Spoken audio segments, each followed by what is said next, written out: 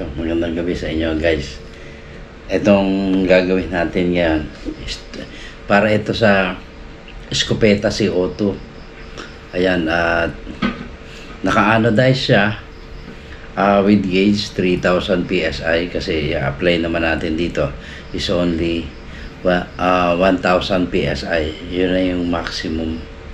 Hindi natin siya pwede naman siyang umabot ng 1,200, yun yung maximum, pero hindi na dapat lalampas pa doon. So 1,000 PSI ideal na yan, since tube nga siya na na medyo manipis at tanso.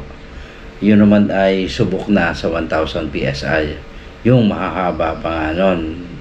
So dito paiiksiin yon, puputulan, tapos maiksi lang ang matitira. So tataas yung kanyang resistance. So magiging, kung dati is 1,000 PSI, kahit talagang yung 1-2 shoot na yun, pero kaya kahit 1.5 yun, kasi maiksi na lang eh. Alam niyo naman, pagka umiiksi ang isang tubo, tumitibay yan, tumataas yung kanyang strength compare doon sa mahaba. Kasi pag mahaba, maaring lumobo. Pero pagka maiksi, hindi. Pero dapat, pangkaraniwan is, sa bagay dati, ginagawa ko dyan is ginagawa ko 1,500. Kaso hindi naman kaya rin ng barrel. Nagiging, rin siya, wild din. So, 1,000 up to 1,200, 1,000 to 1,200. Yun na po yung maximum niya. So dito, i-check ko yung regulator kung nakaset na siya sa 1,000 PSI hanggang 1,2. Ayan, ito po ay China regulator, pero yung quality niya para siyang Taiwan. So makinis. Ang kaibahan niya lang sa Taiwan, yung Taiwan kasi makakapal yung disc, yung spring. Yan. Dito combination na. Ayan, makikita nyo dito, meron siyang disc na para sa, so ito kailangan ayan, nung una medyo nai-stuck siya. Yan, natutulak siya masyado na spring. So dapat maglalaro talaga to na maigi. So lalagyan natin siya ng konting langis para hindi siya, ayan, hindi siya mag-stack up. So dito titingnan natin kung nabawasan na natin to. Baka kasi 1.8 pa rin to. So dito is 6. So iba yung setting niya. So tingnan natin kung mai-set natin siya sa 1,000 PSI. Tingnan natin kung mayroon tayo rito mga spare. Asan ba yung spare natin ng check ko lang to. Ang alam ko nito, nabawasan na to. Dalawa, meron dito isa. So dapat magpalit tayo dito. So yun, ang gagawin ko na lang dito is papalitan ko ito ng, bubuin ko lang muna siya, pero hindi natin ibibigay ito ng ganito siya. Papalitan natin. Ayan, papalitan ko ito ng lahat ay stainless disc.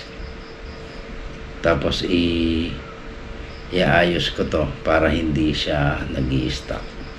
So yun, medyo sumasapin siya sa dulo.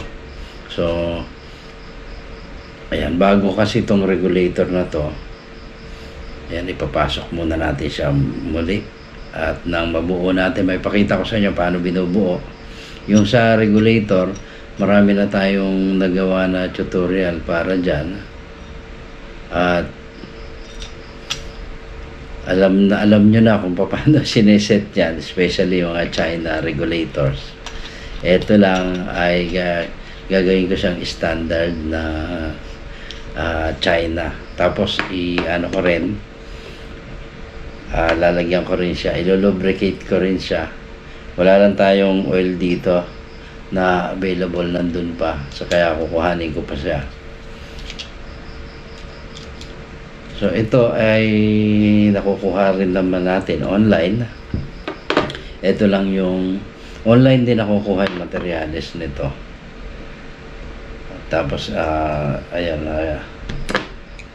para makakapagawa tayo ng conversion set. Ayan, para sa eskopeta ito. Dapat kahapon ko pa na i-vlog to, kaya lang wala tayong time. So dito maglalagay tayo ng isang o-ring para sa regulator. Yan, titingnan natin, try natin tong isa. Try muna natin yung mas manipis, kasi alam niyo na favorite natin yung mas manipis Ito mas maliit. So ito yung ilalagay natin. Ayan. Ayan, mas payat. Pero titingnan natin kung hakab ito. Yan, ito pinapakita ko sa inyo para pag nag-assemble kayo nito, kagaya nun, o mag-maintain kayo, kabisado nyo na. Ito, anodized black green siya, pero lumalamang yung black. Kasi depende yan sa oras na ina-anodize siya. So, testingin natin. Ayan. Ayun.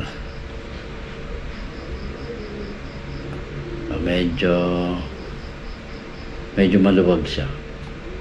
Yan, hindi siya hakab.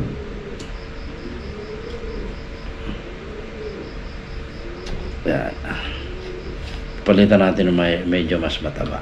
Kasi ano siya hindi ko siya maramdaman na pumapasok doon sa ayan, hindi ko siya maramdaman na tumatalab. Kaya magpapalit tayo na medyo mas, ayan, ito mas mataba na to. So sigurado na ito. Ayan, ito ay para sa eskopeta, no? Ayan. So sigurado na yan, talab na yan. Ayun, ramdam na kagad, ayun, pumasok na siya doon sa loob. Ayan. So dito mag-a-adjust tayo dito. Tingnan natin kung lapat na naman. Ayan. So dito mag-adjust tayo.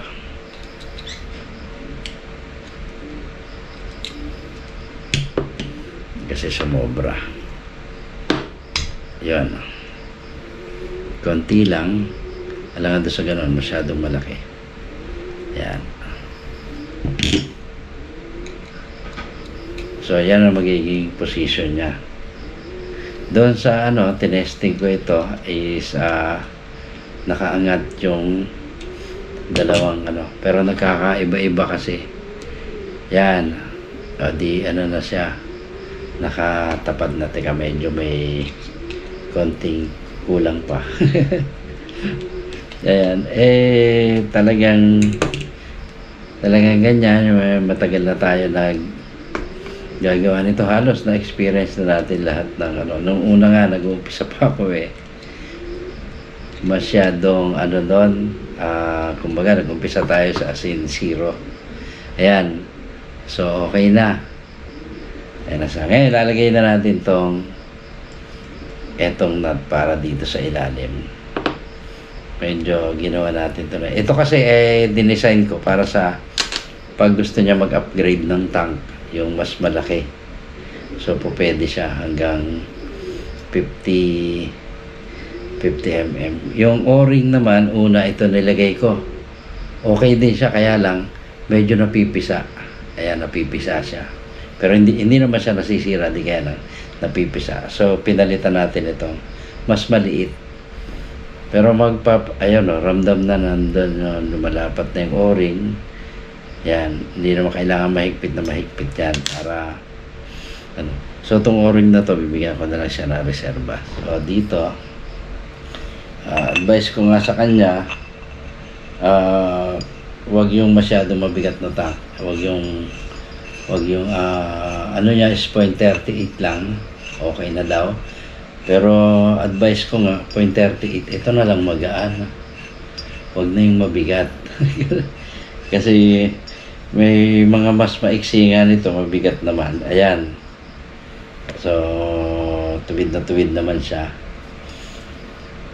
So, ayan. Parang ito sa eskopeta. Sabi ko, advice ko nga, mas dapat kasi sa eskopeta, yung since tanso siya, tapos yung barrel niya, since CO2, yung barrel niya parang nasa 12 mm lang. So, medyo maliit. Tapos tanso pa. Kaya kailangan, yung mas magaan yung tank. Kung po pwede lahat ng materialis na ilalagay magaan. So ito lang dito halos mas mabigat ng konti lang itong tank na to kaysa dito sa offset, kasi yung offset maliit lang. Tapos ginawa nga natin na ganito. So dito may konting allowance yung tube niya. Kumbaga parang hindi mahirap isuot kasi ang ano niya is pin type lang. So ganito lang yung advice ko sa kanya, yung medyo maluwag i-shoot para hindi mahirap mag-maintain sa mga o-ring. Ngayon kung kulang to, pwede yan lagyan ng teflon sa loob. Etong una, itong dalawa, hindi naman yan gagana pareho. Kasi yung isa lang, kung alin yung sasalo ng hangin, yun lang talaga yung gumagana. Yung isa magsiserve as guide lang. Kaya dati, ang ginagawa ko dito, isa lang ang o-ring nung una. Pero since nagugustuhan nila yung medyo yan, ang ganda ng o-ring na to. Tingnan nyo kung gaano na siya kaliit to. Tapos wag nilagay mo dyan, ayan. Pwede yung maglagay ng konting teflon sa groove. Wag maglalagay sa labas, sa loob para medyo bumabaw. Ayan. Yun yung ng pag-a-adjust. Tingnan nyo naman tibay ng o-ring na yan. So, ayan. Diyan lang maglalagay yung isa lang. Yung isa kahit di na. Kasi isa lang naman ang gagana talaga dyan. Ito lang. Ngayon, kung magkakaroon siya ng makakalusot siya dito sa isa, siguradong bigla ang hangin nun. Kasi may laman to. Kung lumusot siya dyan, bigla ang labas niya. So, dito. So, aangat naman yan. At saka ito, tamang-tama lang yan. Tamang-tama lang yan, sukat niya. Pag pinasok niya, mararamdaman niya. Pag nagkaroon ng hangin yan, unti-unti naman niya itutulak. So, aangat siyang ganon. Kaya, magsisilyang mabuti. Tsaka, nakakapaglaro yung o-ring sa loob. Tsaka yung o-ring, kapag nahanginan niya, medyo papagana konti. Especially dun sa mga CO2 na pag CO2 yung nakakarga. Kapag may hangin yan, paga yung o-ring. Doon sa naman, hindi gaano. Slight lang doon sa compressed air. So, bukas, ibibigay ko na to, papadala ko na to. So, okay na siya.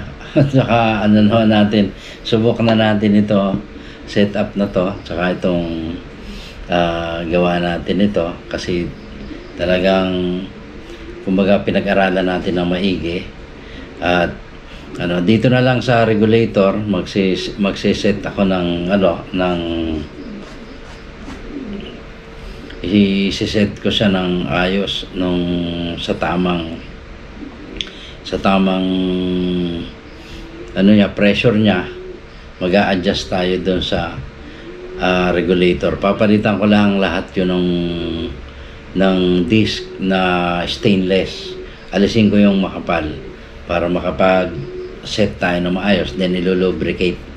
Kasi ito bago lang to. Pagbukas natin yon, ngayon ko lang nalaman na hindi siya lubricated yung loob. Pero wala naman kahit anong sign ng kalawang o talaga kasing bago. So tayo na yung maglalagay para lubricated siya bago maisalpak. So dito naman, kasi sabi niya siya na lang yung magagawa. Ang advice ko nga, yung di po ba pag pinutol yon, may pin din yung kanyang intake, yung kanyang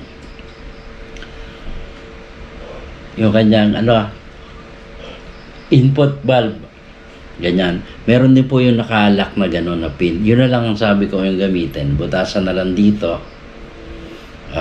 Pag nakalagay na sa tube, pag naputol na, butasan, tapos yun din yung ilagay. So hindi ko naman nilakihan yung butas dito. Kung mapapansin nyo, tama lang siya. Kasya to.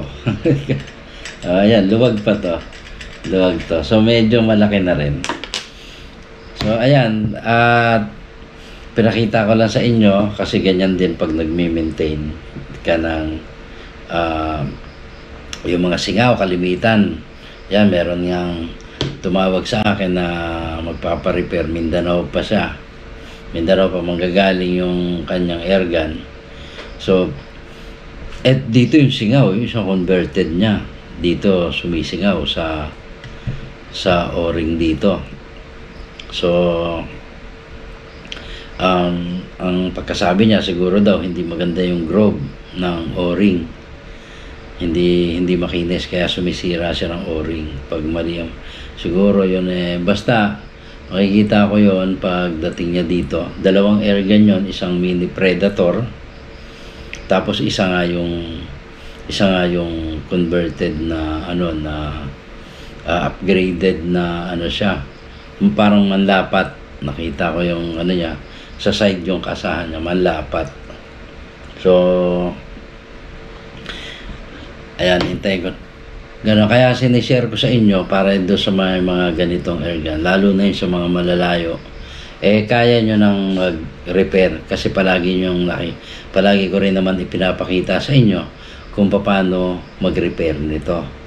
Kung paano iayos kahit sa mga sizes ng o-ring, pagpili ng size.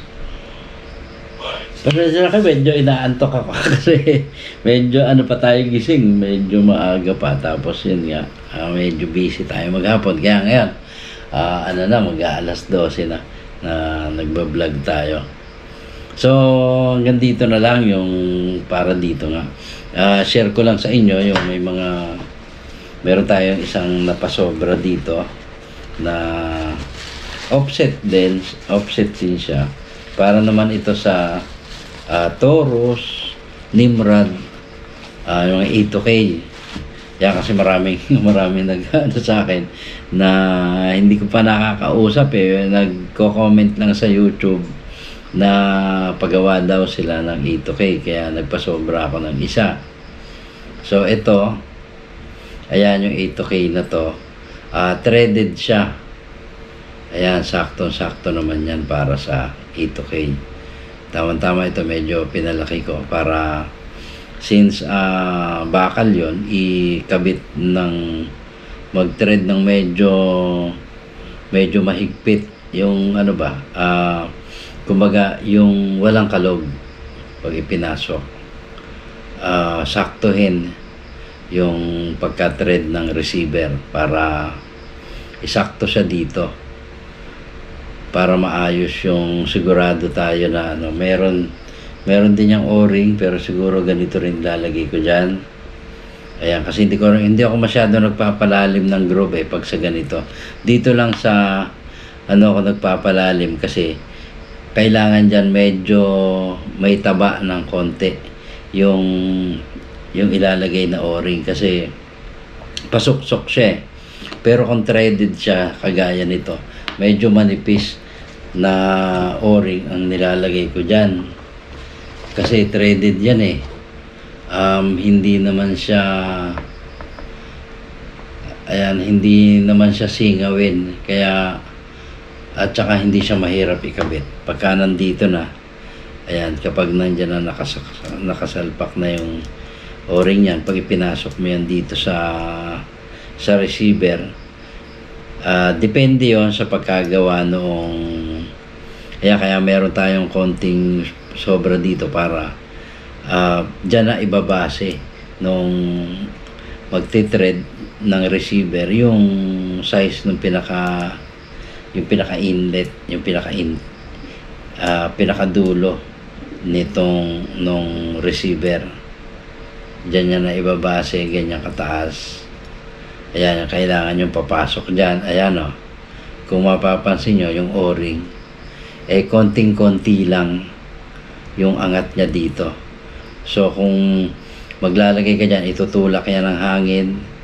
Pag ganon, itutulak yan. Hindi naman siya makakalapat dito.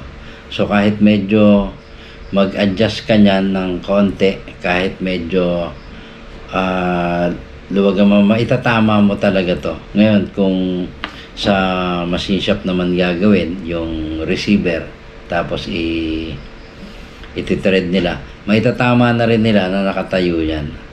So kung dito ipapasok natin siya rito, let's say dito ilalagay natin siya. Ayan o, ganda ng o-ring.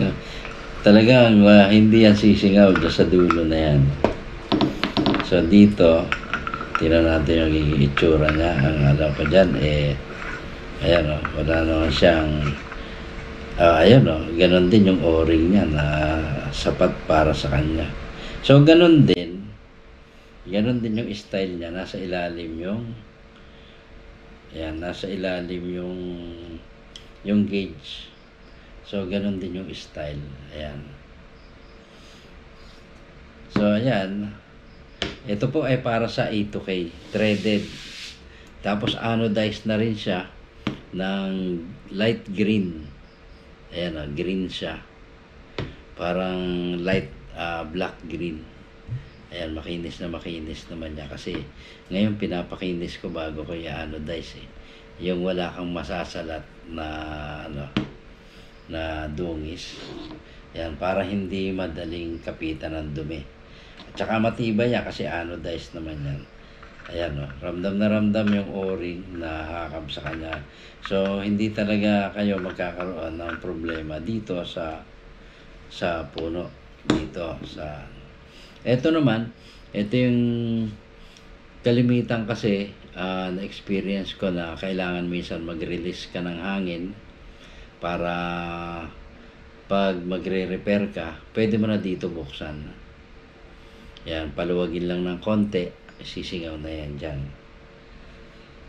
So ayan, so ito ay ipapadala ko na ito bukas.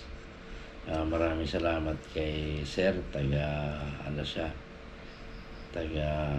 saan ba ito? Taga Nueva Ecija. Ilan na yung taga Nueva Ecija natin na nag-ano sa atin, na pinadala natin. Kalimitan ay doon kasi sila nakakabilang. Shoutout nga pala kay Sir Tubig. Doon sila nakakabili ng kanilang mga Predator. So yung iba kasi mas gusto ng iba siguro talaga very, very powerful. At saka una yung sa Predator kasi medyo nakukulangan sila dun sa hangin, dun sa shots. So naglalagay sila, nag-aano sila ng ganitong tangke. Yung iba naman talagang as in dinidesign natin yung kanilang tank para sa yung kanilang offset para sa mas malaking tank. Let's say 0.5 ganyan, yung 61 mm yung diameter. Yon, dinidesign natin doon, kino-compute natin yon kung saan, kung gaano kakapal. Ito naman ay pwede ito, offset na ito kung makabili ng CF tank. Ayan, pwedeng lagyan ng CF tank para mas magaan, mas safe yung airgun. Kasi mas malaki yun yung safest na paraan para doon sa eskopeta kung talagang maganda tumama. At sabi ko nga, kung hindi siya maganda tumama at yung parang sa limpad o kaya watak-watak, pwedeng sa atin para malagyan ng groove. Lalagyan natin. Yung iba kasing nabibili na is walang groove. Kaya pwede nating lagyan ng groove na maayos para gumanda yung takbo ng pellet. So, hanggang dito na lang. Maraming salamat po sa inyo sa lahat. Para sa A2K po ito. Ayan, threaded para sa A2K. So, yan ay para lang din dyan sa ganyan tangke. Para dito lang din. Kaya, ayan, yan. Para lang siya sa ganito lang din ka laki na tank. Hindi siya po pwede sa mas malaki yung sa 0.5. Para sa 0.38 lang ito na tank. So, hanggang dito na lang. Maraming salamat po sa inyong lahat. Doon sa mga kaibigan natin sa channel natin na patuloy na sumusubaybay doon sa ating mga videos para sa mga airgun. Maraming salamat po sa inyong lahat.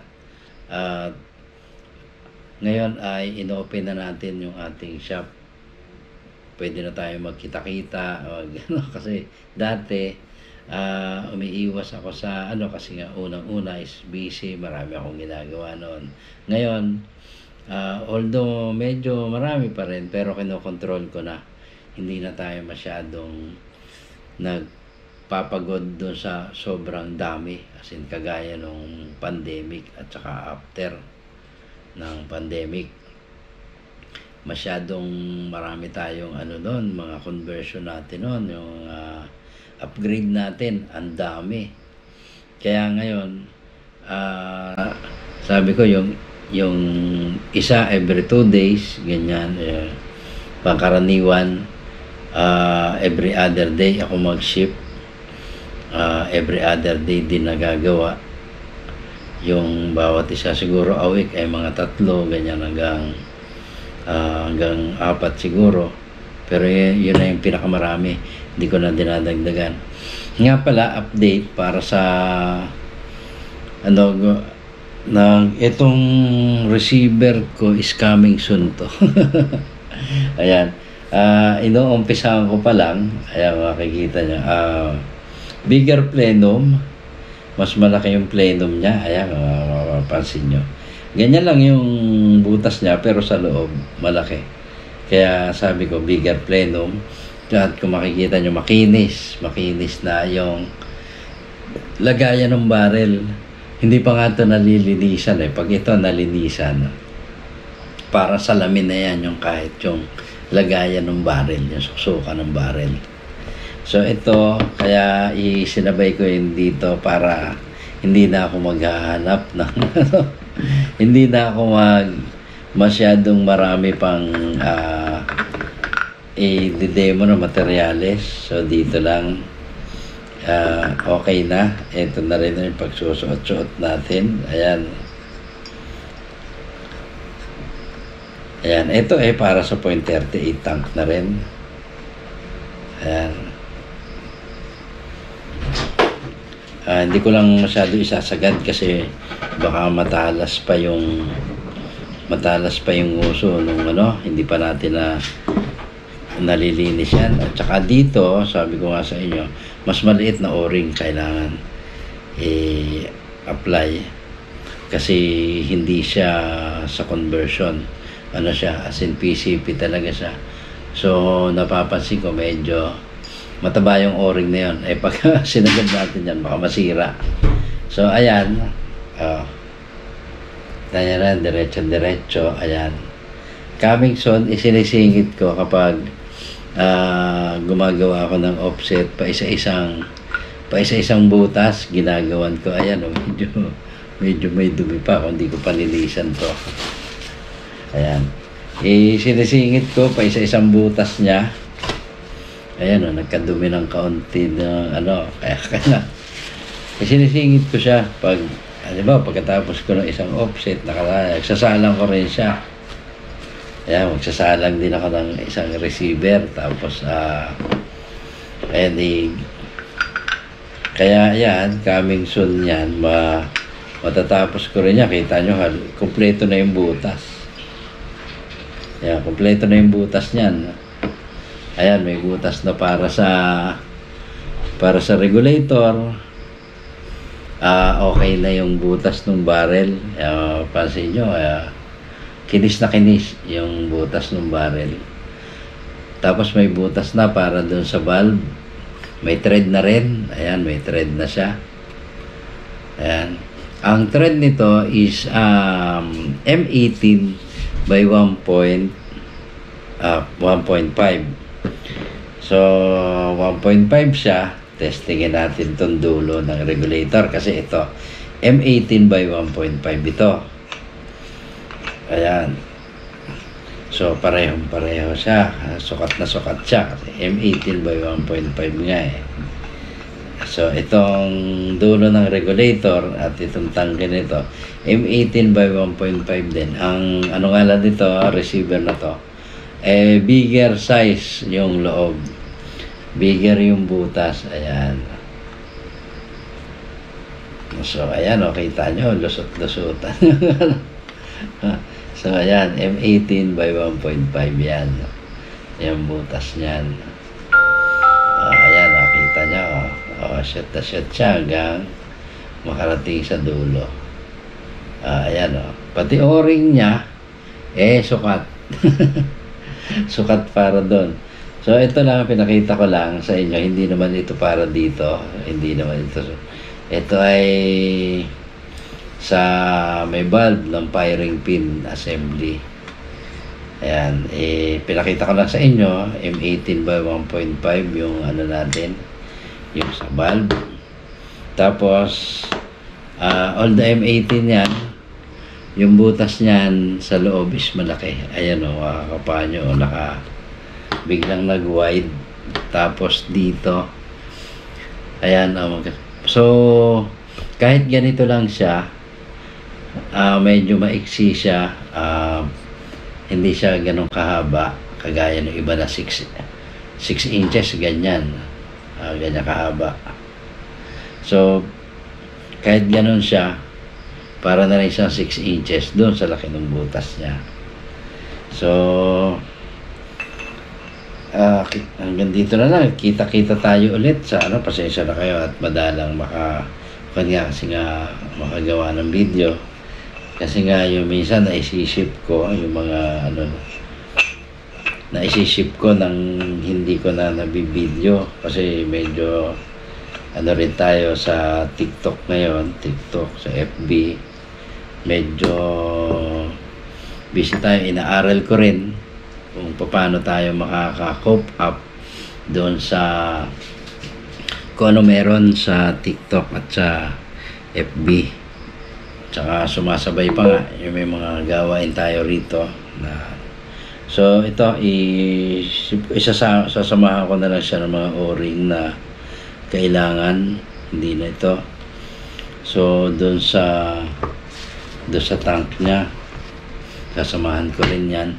So kita-kita tayo muli sa kung may mga katanungan kayo, kay Maya magtanong, at wag lang mat at saka yun din natin kaya sagutin, pero basta rito sa kahit yun nga pala, naalala ko, samantalahin ko na rin na mayroong isang nagtanong na yung regulator niya daw is bago pa lang, tapos hindi daw pumapasok ang hangin. Pag bomba niya 3,000 PSI kagad. Advice ko doon, wag nyo na i-repair itong quick fill, kasi po yun, kaya hindi siya pumapasok yung hangin, hindi siya umu-open. Dapat po kasi aatras yung kanyang valve na pin yun na may o-ring. Hindi siya umaatras. Ngayon, nangyari po sa akin niya, kaya na-experience ko yan. Bago siya umatras, maabot siya ng 2,200, 2,000, ganyan. PSI yung laman ng hose, saka siya kiklik, maririnig nyo, tutunog, o-open siya. Ayun sa kanya na 3,000 PSI daw kagad, siyempre ilang pump mo lang, 3,000 PSI na yun, hindi rumi-release, hindi siya nag-o-open kasi po yun, walang spring yon. May o-ring lang yun doon, siguro masikip yung o-ring o medyo nag-stuck yung yung quick fill niya, yung kanyang pin, nag-stuck po siguro doon. Kaya hindi siya bumubukas. Ngayon, since mura lang naman po yung quick fill, I advise na palit na lang po kayo ng quick fill. Yan, ganyan.